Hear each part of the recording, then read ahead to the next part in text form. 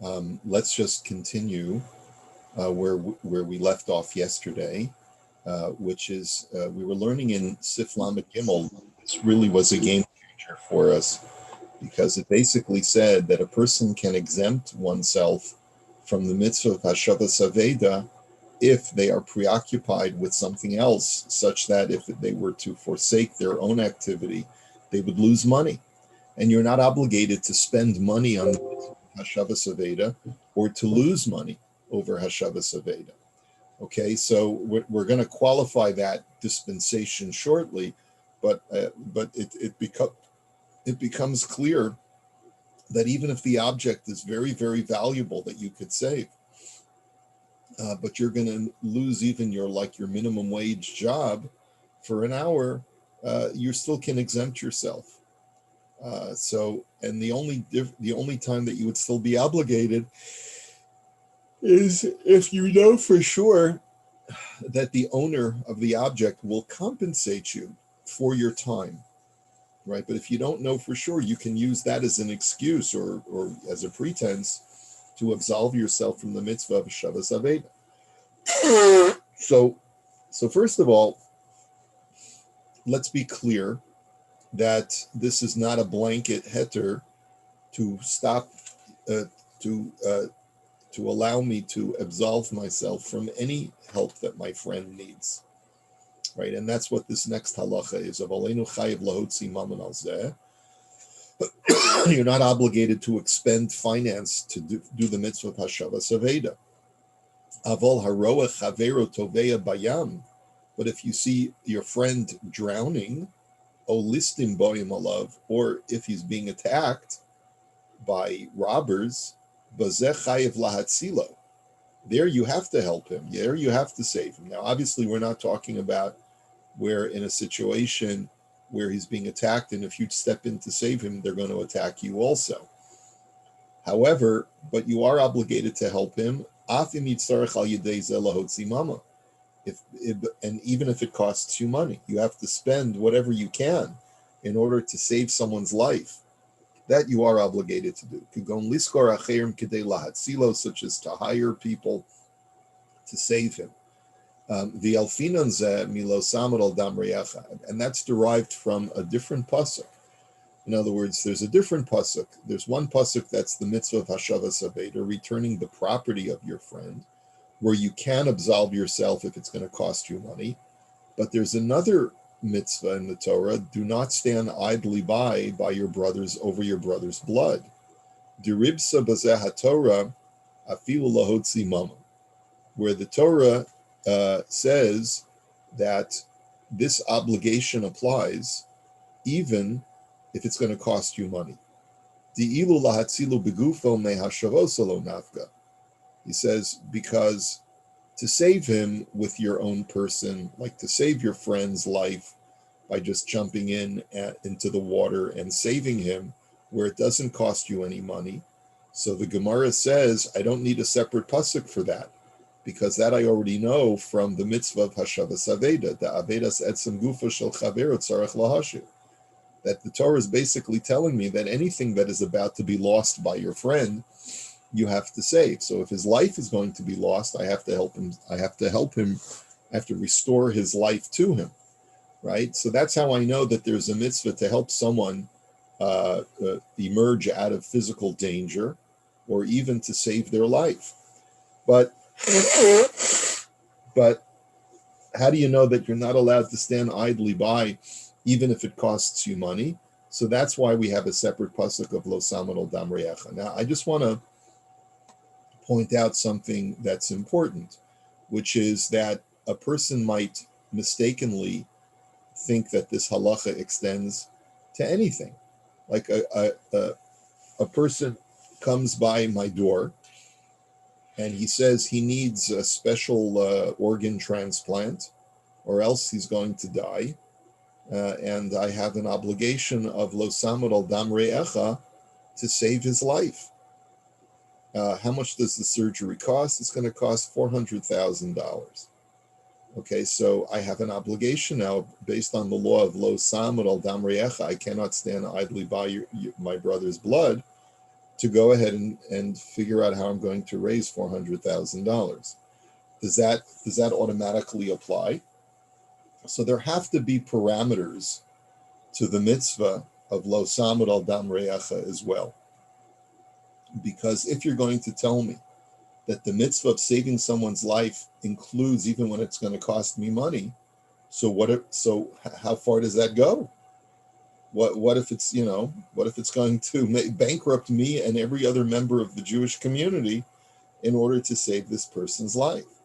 So we have to we haven't this this halacha.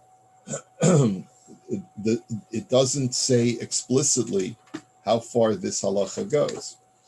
And I'm just saying, he says, take a look at Siman Yud Aleph, Sif Zion. I don't have that copied here for you, but let me just take a look.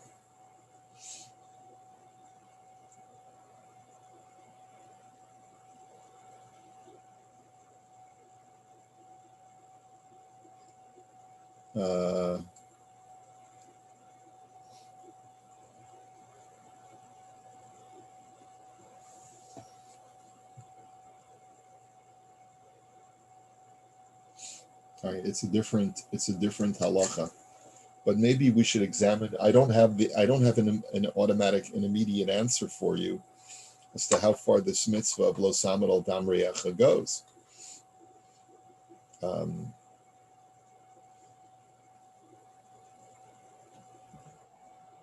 So I'm going to have to try and research this, and Rabbi, if you contribute something to it, is that considered not standing idly by?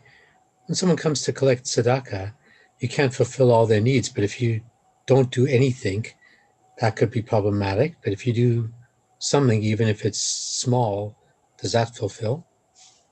I don't know. It would seem that if I have the ability to save his life, what right do I have to rely that other people are going to do it? In other words, what I'm saying is if I'm taking this halacha literally, that whenever a person's life is in danger, I have to spend money in order to save that life. So then how far does it go? How to what extent does this go? What if the medical costs are, far exceed my ability? Or, is there a way that I can absolve myself by just giving a small donation, to the fellow who has come to me for this need? And there doesn't seem to be any parameter set. So I need to research this a little bit more. Okay, but let's go back to the laws of Hashavas Aveda. We said that for Hashavas Aveda, you can exempt yourself unless you know for sure that the owner is willing to pay you for your expenses. Then the im haba'olim omrim lo shirotzim, if the owner tells you that they do, and here I just switched over to the next packet, l'shalim lo demei hatsedo, if they tell you they would like to pay you for your efforts, or I'm saying for your loss that you're going to incur by taking off this time from work, sarich lehashiv, then you are obligated to engage in this mitzvah. And the Shartzion goes and he points out, he says, umashma minei, he says it sounds like from the Ramad, who was the source for this halacha, that just by virtue of the fact that the owner tells you that they will pay, even though it's possible that they will not fulfill their pledge, but that's nonetheless their verbal commitment to pay you is sufficient impetus for you to be obligated to do this mitzvah. So even if you just get the guy on the phone and says, I found your dog, he's got a dog tag that says to call this number, and but the only way I'm going to be able to do this is if you compensate me for my time off of work. And the guy says on the other line, okay, I'll pay you. So that's sufficient for me now to become obligated. And then when I give him the bill, maybe he'll blow me off. I don't know. But the fact is that his commitment to pay me, even a verbal commitment, is sufficient to obligate me to go ahead and do this mitzvah. Okay, now we really do need to see the next seif, because as much as the lo samad al dam re'echa has not been clearly defined, this halacha of hashavas aveda also has not been clearly defined. Because the truth of the matter is that there's always a way to justify in your mind that if I take the time to return this lost item, who knows what other financial opportunities I might be losing out on, and therefore I can exempt myself, right? In other words, it's certainly reasonable to suggest that unless it happens to be on a Sunday afternoon when I'm watching the football game, that there's a very good chance that any time that I'm taking is going to be time that I could potentially be earning money, right? I could be calling a client, I could be working on a project, right? There's always something that you could explain. So he therefore says like this: Va'afilu hefsid harevach shelo eino ela dinar, v'ha'aveda oshar hefsid shel chaveruhu me'amana shelo kodem. He says, even if I stand just to lose 1 dinar's worth of profit, and the lost item is worth multiple times that amount, it's worth 100 manas, which is 100 times, it's worth 10,000 times the amount of the dinar. Nonetheless, I can justify absolving myself from the mitzvah because I'm not obligated to lose money. Shenemar, as the Torah says, Efes kilo yihiyeh b'cha evyom. The Torah says, be aware that there will never, or take care that there should not be among you poor people. Now, there's different ways to understand this pasuk. This pasuk is normally read as the reason why you're obligated to tithe your produce and give some of it to the poor is because you need to make sure that you try to eliminate poverty. You want to eliminate poverty. But there's another way of reading the pasuk, which is that you're not allowed to impoverish yourself. And from there we learn shelcha kodem l'chol adam, that your financial needs take priority over another person's financial needs. And if you're engaged in financial efforts, you can absolve yourself from doing a mitzvah for somebody else by saying, look, I have to make parnasa too. And therefore, even though, it's your lost object and I would love to help you, but I'm sorry, I just can't afford to do it. So that's the standard halacha. But ve'af al pi chen, yesh lo la'adam likanes lifnim mishurat hadin. With all of that said, the Rav Shulchan Aruch says that a person should always try to go above and beyond the letter of the law in this regard, v'lo ledakdek v'lo mar shali kodem, and not to say that my finances take priority over this mitzvah. V'im tamid medakdek, parek mimenu ol gemilas chasadim. Because if you always are going to look at the letter of the law and say, well, I might end up losing an hour's work if I do this mitzvah, right? You're going to end up throwing off the yoke of chesed off of your neck entirely. In other words, you can always find a reason not to do a chesed, right? Because this ultimately is, this mitzvah falls under the rubric of chesed, especially if it's going to cost me money. And therefore, I could always justify not doing chesed. Feed the homeless. Well, I don't have time to feed the homeless because if I have to take off a half a day of work, I'm losing money. Okay, well then pack food for Tomchei Shabbos. Well, I don't have time. I don't have time to take off from work. Okay, well, how about this? How about you visit the sick? Well, no, I don't have time for that because I'm always working, right? So when are you going to do chesed? If you can absolve yourself from doing a chesed every time with the fact that you say, I don't have time, I'm going to lose money, then you'll never end up doing chesed in your life. says, V'sof sheyitztarech labriot. And when a person neglects to do chesed, they will end up losing all of their assets. That's what Chazal say, that aser bishvil shetit asher. Aser ta aser, the Torah says, you shall surely tithe. And tithing is not just tithing your money, but it's also tithing your time, to give a portion of your time to do for others. And if doing that, if you always absolve yourself by saying, I'm going to lose money, then eventually a person like that will become financially dependent upon others. But so really, what we can all agree upon is if, however, that if there's a definitive financial loss that I will stand to incur by engaging in returning this object, then it's clear that I have a right to say my financial needs take priority over my friend's financial needs. And this is true even if the lost item belongs to my own father or to my own Rebbe. Even though normally there's a special additional mitzvah of showing honor to a father or a Rebbe, but only to the point where it doesn't cost me money. But if turning the lost object to my father or my Rebbe costs me money, I can absolve myself from their mitzvah as well. And then parenthetically, he finishes by saying, "V'shel Rabbo v'shel Aviv ezemehem kodem nitba'er behilchos kibud Rabbo v'talmud chacham."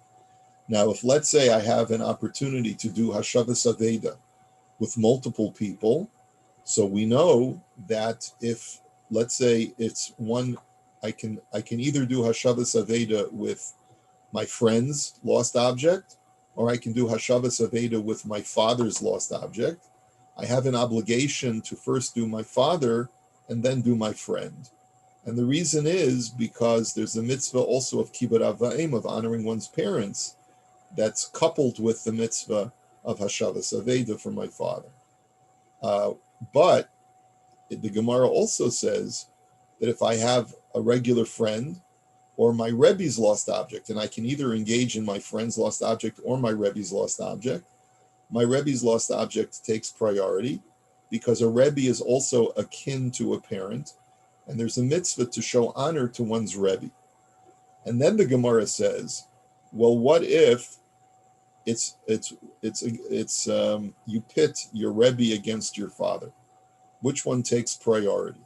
Is it your father who takes priority or your Rebbe who takes priority? In other words, you see, the Gemara gives two situations. One is where you see both of them drowning. Which one should you save? And the other one is where you see one of their lost items. Right? You see your father's lost item and your Rebbe's lost item. Excuse me. And the question is, which ones should you take? Which ones should you assign priority to? So the Gemara says that your Rebbe's takes priority over your father's because your Rebbe gives you spiritual eternal life and your father only gives you physical temporal life. Okay? Now, we're going to qualify that as well because in many instances, a father doesn't just provide physical temporal life, but rather a father provides both spiritual life and physical life. And we'll explain what we mean in a second. Okay, but that concludes this halach, and we're going to look at the Imrei Yaakov for just a minute. Okay.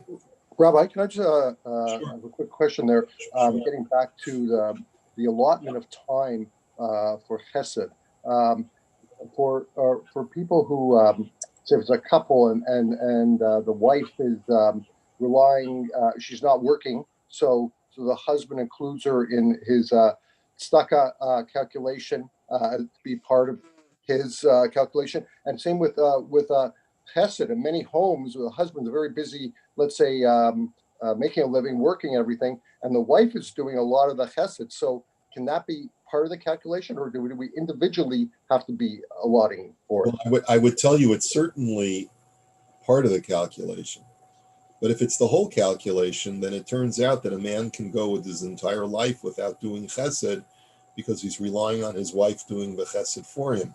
And while that's really, really special that they have this kind of relationship, but if a man doesn't do chesed physically, it's a tremendous deficiency on that person's personality, on their character, and so forth. Because yeah, I mean, I could, if I'm a wealthy person, I could always pay as many people as I want to do chesed. But if I don't get out there myself and actually engage with people who I can help, then look at what I'm losing out in the actual physical engagement of chesed, which ultimately we're told the mitzvahs are for our benefit. The mitzvahs are there to benefit us, not to even more than they benefit other people, right? So, it really is important for every single individual to at least devote some time of their busy week to doing chesed. Even though the majority of their chesed is done through their spouse, but at least some of it should be done by the person themselves. Okay? Can I follow up to that a little bit, Rabbi? Oh, sorry, Alan. No, I was just going to comment. Would you not agree that one of the greatest cheseds a husband can do, especially when children are younger, is to be actively helping out his wife with children? Like, let's say a man works, he learns, and whatever extra time he's got is to devote to his children. Isn't that superseding, going to pack stuff? I'm not saying that that's not important, but isn't the value of helping your spouse with children of the highest regard? I'm not sure if that would even qualify as chesed, Alan. I'm not sure. I have to think about What it. do you call that then? It's your basic human duty. No, but I would argue as a husband, as a father. No, I agree. But what I'm like the overall point what I'm trying to make, obviously a person has to find a balance between doing things in the home and outside the home. Like I know many people throughout my lifetime who are warriors of chesed and are very neglectful in the home.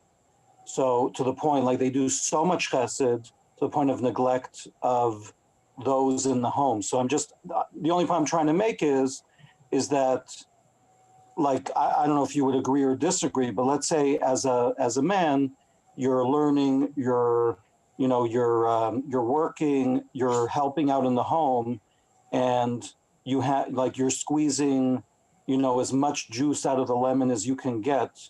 Is it encouraged even at the point of causing shalom bayis problems, etc., to go outside the home and do chesed? I'm trying to understand the balance.